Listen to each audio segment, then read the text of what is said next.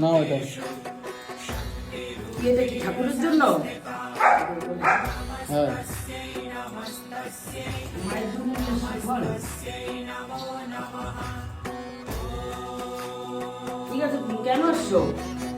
ও এই সে কি বলে স্বামীর ব্যবসা ভালো হচ্ছে না।